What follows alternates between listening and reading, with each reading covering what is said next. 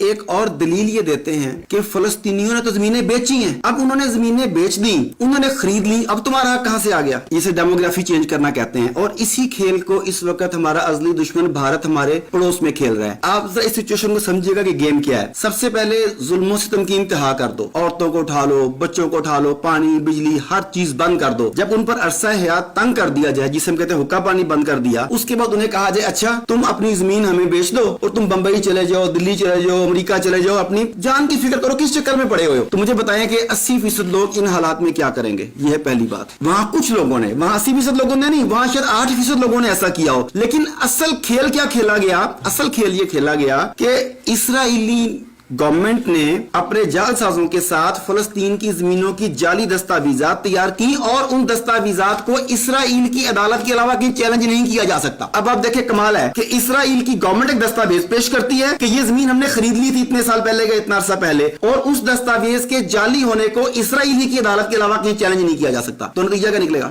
یہ بھی ایک بہت بڑا پروپیگنڈا ہے کہ انہوں نے اپنی زمینیں بیچ دی۔ اب وہ کس طریقے سے وہ کہہ سکتے ہیں؟ ایسا قطعاً کوئی معاملہ نہیں ہے۔ اگر زمینیں بیچ دی تو اس وقت امت مسلمہ اس کی 1000 گنا قیمت دے کے خریدنے کو تیار ہے۔ اگر یہ کاروبار تھا، اگر یہ تجارت تھی، تو تجارت تو ہمیشہ منافع کے لیے کی جاتی ہے نا۔ انہوں نے زمینیں بیچی، ہم تم سے خرید لیتے ہیں۔